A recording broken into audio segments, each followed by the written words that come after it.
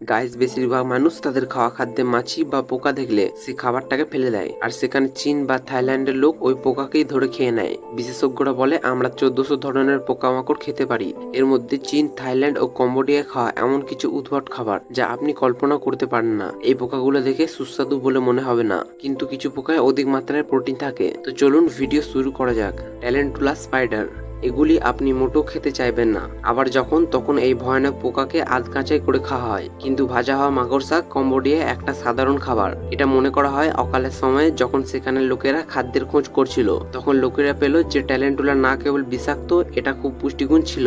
তারা এগুলি কাঁকড়া, মাছ ভাজার মতনই স্বাদ নিয়ে খায়। রাস্তার ধারে ছোলা ভাজার মতনই ট্যারেন্টুলা সেখানে একটা সাধারণ খাদ্য।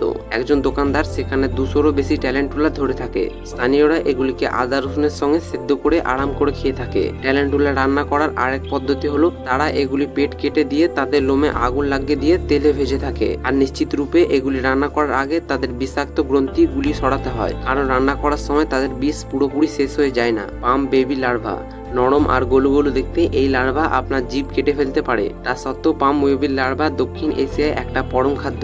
এগুলি কিছুক্ষণ ঝলসানোর পর নুনের সঙ্গে দেওয়া হয়, আবার লাল মরিচের সাথেও এগুলি খাওয়া হয়। তারা বলে যে এগুলি সিদ্ধ করে খাওয়ার পর মাংসের ওপরে মাখন খাওয়ার মতো। এই জন্য ভোজন প্রেমী এগুলিকে আনন্দ নিয়ে খায়। একে তেল দিয়ে ফুটো করে ফ্রাই করা হয় বা শুধুই করা হয়, কারণ এগুলি অনেক চর্বি সম্পন্ন। এটা ভাবার দরকার নয় যে এগুলি প্রকৃতির জন্য ক্ষতিকর, বরং এই লার্ভা তালের গাছের জন্য হুমকি হয়ে যায়। তারা তাল গাছকে খেয়ে ফুটো ফুটো করে দেয়। এদের খাওয়ার লোকেরা বলে যে আমরা অসামান্য ভোজন করি, কিন্তু আমরা এগুলি খেয়ে প্রকৃতিকে পরিষ্কার রাখি। সিকাডাস, বন্ধুরা, সিকাডাস অনেক রহস্যময় জীব। এরা মূল রূপে অনেক বড় আর কুৎসিত হয়ে থাকে। তারা অধিকাংশ সময় মোটামুটি 17 বছর মাটির নিচে খাটায় আর গাছের শিকড় থেকে রস চুষে খায়। কিন্তু অন্যান্য পোকার চাইতে এগুলি মানুষের জন্য খুবই উপকারী হয়ে থাকে। যখন যুবক সিকাডাস প্রজনন করার জন্য বাইরে বেরিয়ে থাকে, তখন সবাই এগুলি ধরে নেয়। এটা করা জরুরি, কারণ এটা বড় হয়ে কঠোর হয়ে যায়। থাইল্যান্ডে সিকাডাস রান্না করা একটা রাষ্ট্রীয় খাদ্য। সিকাডাসের শরীরে প্রোটিনের ভারী মাত্রা থাকে আর এটা শরীরে শক্তি দেয়। সিকাডাস সাধারণত সন্ধ্যেবেলায় ধরা হয়। প্রথমে এদেরকে এক জায়গায় জড়ো করা হয়, তারপর তারা এগুলি গরম জলে দিয়ে তাদের পাখনা ও খাল আলাদা করে থাকে এবং ততক্ষণ এদেরকে ভাজে যতক্ষণ না এগুলি ব্রাউন হয়ে যায়। মূল রূপে এগুলি চিংড়ি মাছের মতনই খেতে। কখনো কখনো এগুলি শুধু নুন মিশিয়ে খাওয়া হয় বা শুধু পেঁয়াজের সঙ্গে দেওয়া হয়। এদের খাওয়া লোকেরা বলে যে এটা খুবই সুস্বাদু আর পুষ্টিগুণ সম্পন্ন। তারা বলে এগুলি আলু ভাজার মতো, কিন্তু যে কেউ এগুলি খাওয়ার সাহস করতে পারে না।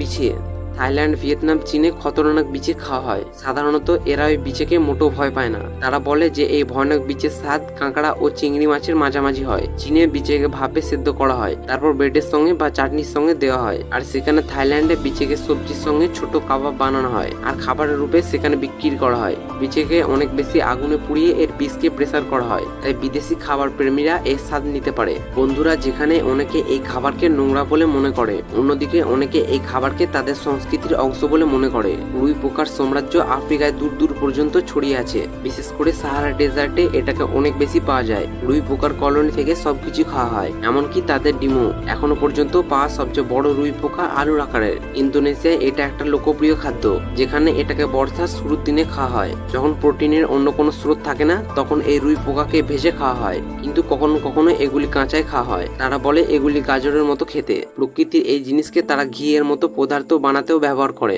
এদেরকে সেদ্ধ করে এদের চর্বিকে আলাদা করা হয়, তারপর এই চর্বিকে অন্য খাবারের জন্য ব্যবহার করা হয়।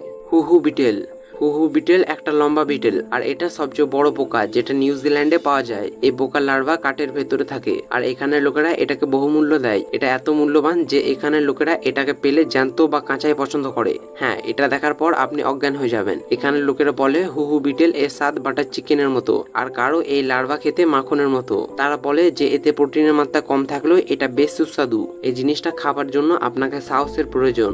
সব মানুষ এগুলি জানে, আর এগুলি সব জায়গায় পাওয়া যায়। পিঁপড়া, যাদেরকে ভেজে বা সেদ্ধ করে খাওয়া হয়। পিঁপড়ার স্বাদ তার প্রজাতিক অঞ্চল বা প্রজাতি অনুসারে টক বা মিষ্টি হয়ে থাকে। এগুলি হানি অ্যান্ট, যা খেতে অনেক মিষ্টি হয়ে থাকে।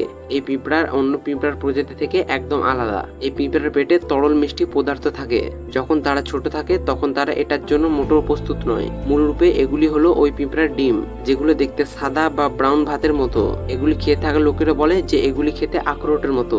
এদের লার্ভাকে মাটি থেকে খুঁড়ে বের করা হয়। এই পিঁপড়াগুলি ধরা খুবই সহজ। এই পিঁপড়াগুলি ধরার জন্য এদের গর্তের আশেপাশে মিষ্টি খাদ্য রেখে দেওয়া হয়। তারপর পিঁপড়া এখানে আটকাতে থাকে। তারপর তারা এগুলি পাতায় কাঠকে পুড়িয়ে খেয়ে থাকে। তাছাড়া পিঁপড়াকে অন্যভাবে খাওয়া হয়, আর এই লার্ভাকে সসের রূপে মাংসের সাথেও খাওয়া হয়ে থাকে। গাইস, পিঁপড়ার পর যাকে পৃথিবীতে সবচেয়ে বেশি খাওয়া হয়ে থাকে তা হলো গ্রাসহপার। গাইস, আজকের ভিডিওটা এই পর্যন্তই। ভিডিওটা ভালো লাগলে একটা লাইক করবেন। এরকম অ্যামেজিং ইন্টারেস্টিং ভিডিওর জন্য আমাদের চ্যানেলটি সাবস্ক্রাইব করবেন, আর আপনার মতামত নিচে কমেন্টে জানাবেন। আমি অপেক্ষায় আছি।